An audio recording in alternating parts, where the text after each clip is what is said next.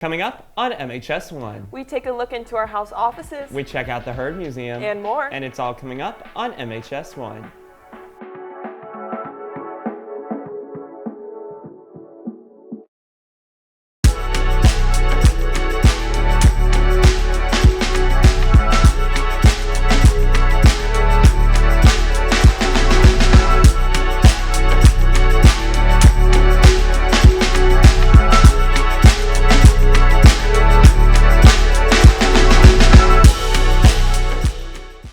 Good morning, McKinney High School. Today is Friday, March 8th. I'm Brooke Muller. And I'm Champ Presley, and you're watching MHS1.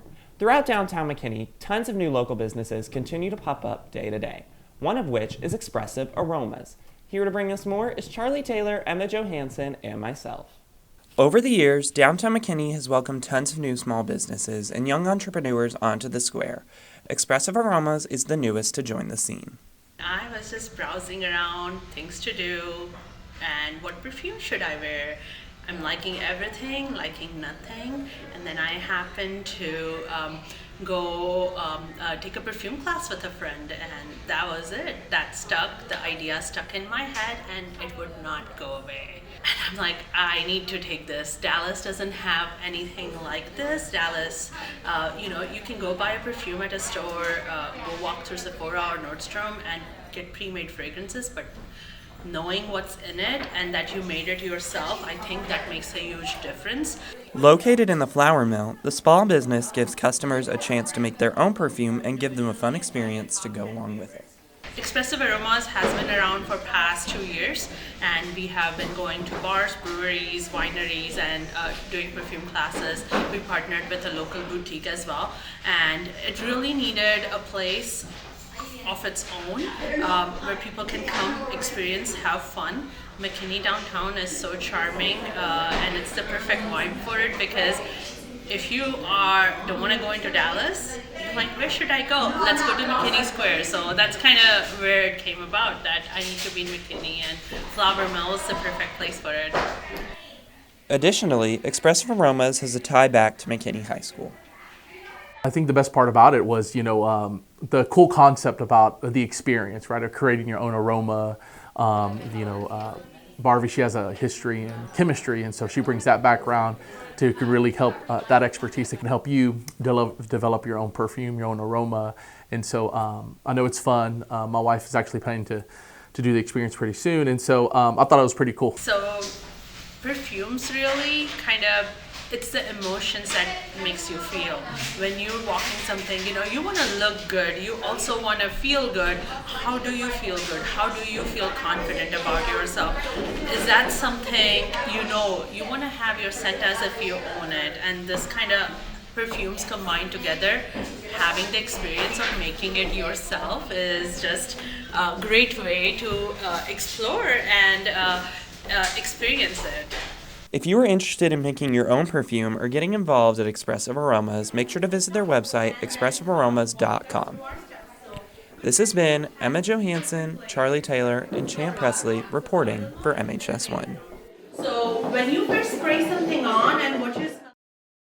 Over the winter break, one of our beloved assistant principals retired, causing many students to be reorganized to a new AP. Here to bring us more is Lillian Kaiser.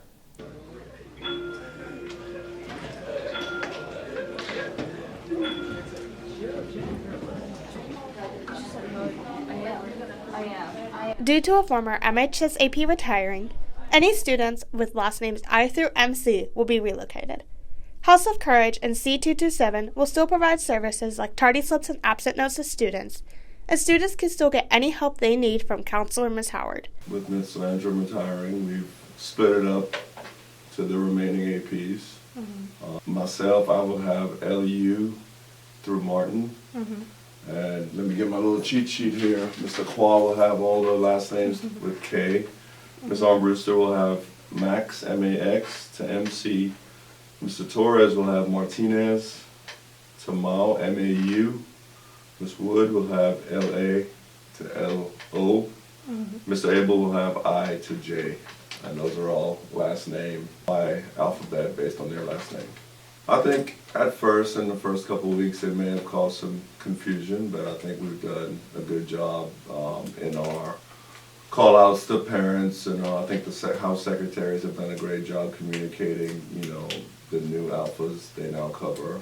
And at first it may have been confusing, but I think it's getting better, and almost everyone displaced from that alpha knows their new home. Too big of a school to have a vacancy at an AP position, any position really, but we've seen the impact of not having an AP up there, just a home for someone to land, and so we will definitely have that position filled by next year.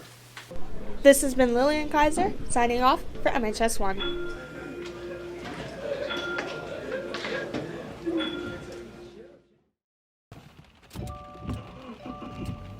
All right, guys. Don't text while you drive. Don't text while you drive. Don't text while you drive. I'm trying to stay alive. Hey, Annalie, can you get off your phone? That's kind of dangerous. No, I'll be okay. While you drive, cause I'm trying to stay alive. Annalie, look out!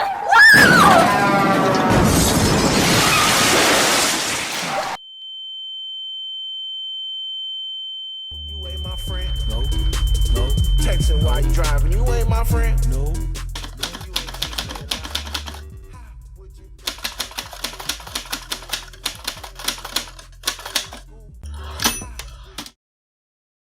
Now here's Jimmy McGowan with our sports update. I'm Jimmy McGowan, and this is your MHS1 Sports Update. Girls soccer has had an eventful past 2 weeks, winning their game against Denton Braswell, losing to Allen, and winning against Rock Hill. Boys soccer also had an eventful past 2 weeks, winning to Denton Braswell, losing to Allen, and winning 9-1 against Prosper Rock Hill for their senior night. This week, softball won their game Tuesday against Little Elm. They will play Boyd tonight. Boys baseball won their game against Sherman and Anna. They have a tournament today and tomorrow. That's all for our sports update. Back to you guys at the desk. Thanks, Jimmy. The Heard Museum has become a community staple through its ability to teach locals about the McKinney wildlife. Andrea Carvajal, Chase Barrett, and myself bring you more about their mission. As McKinney continues to grow, the Heard Museum has helped preserve the natural beauty of North Texas wildlife. The Heard was founded in 1967 by a lady named Bessie Heard.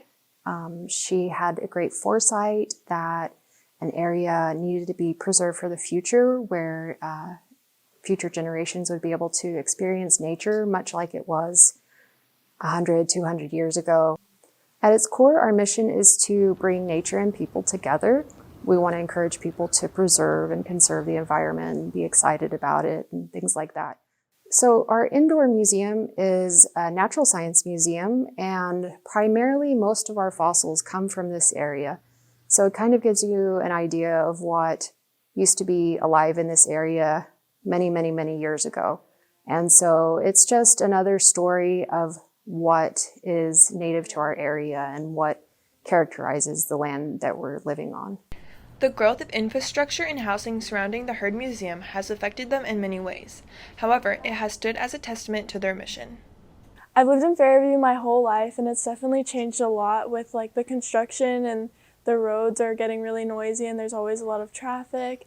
But it's really nice to live next to the Heard and it just be quiet there and a place to kind of get away from all the noise. In some ways, it has helped more people become aware of us. But from a wildlife standpoint and being able to preserve more land around us and things like that has definitely made things more difficult. It does point to the foresight that our founder had, because as you can see, if she hadn't preserved this, there would probably be houses right here, right now. Their work will allow generations to celebrate and explore this unique environment. This has been Andrea Carvajal, Chase Barrett, and Brooke Muller reporting for MHS1.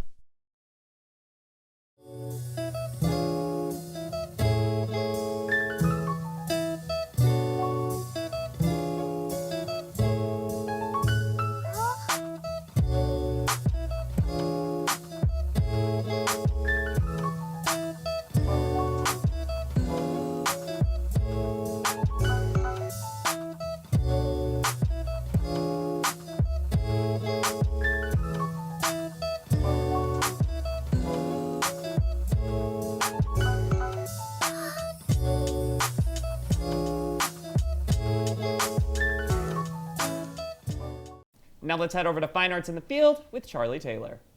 Hello, McKinney High School. My name is Charlie Taylor. Welcome to this week's Fine Arts in the Field.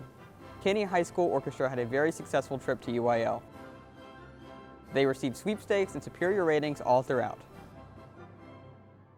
Congratulations to all. That's all for this week, Lions. Back to you guys at the desk.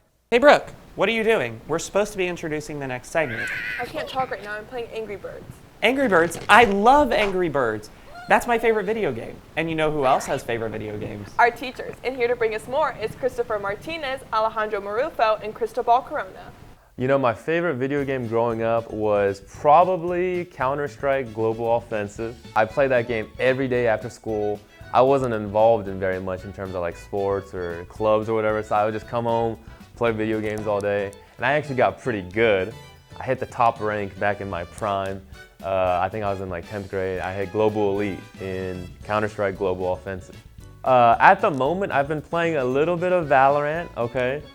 Some of the skills that I have from Counter-Strike actually translated pretty well to Valorant. So I've been playing a little bit, maybe like, you know, a couple games during the week or on the weekend. You know, Mr. H, I'm kind of nasty with it, so if y'all ever play Valorant, I know some of my students have asked me to play.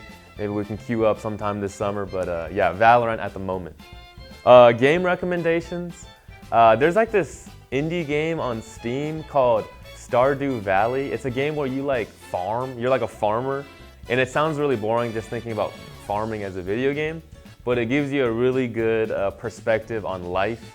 It's a very like peaceful game. It's not necessarily like competitive or intense, but it's a very like peaceful game. So Stardew Valley on Steam, it should only be like $10. It's pretty cheap. So my favorite video game growing up was probably Skyrim. I didn't get a console until I was like in high school, and by then Skyrim had already come out. So it was one of my favorite things to just kind of sit around with my friends and talk about Skyrim while we were playing it.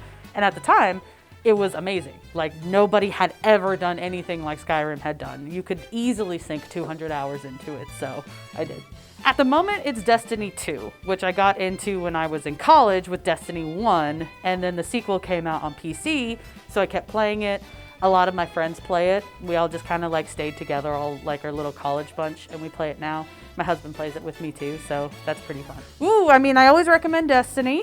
Always look at what's hanging out currently on the top. I really liked Baldur's Gate. I'm always a fan of Minecraft. I mod it all the way up and down. My husband's been enjoying Helldivers. He really likes that one. And in general, we just kind of enjoy, I like RPG type games. I like platform type games. So those are all be the ones that I would always recommend. That's what we have for you today, Lions. Make sure to follow us on Instagram and TikTok at MHS Mainstream. And make sure to listen to the Mainstream podcast on Spotify or our website, mainstreamnews.com. And remember, if it's news and it's at McKinney High School, it's MHS1.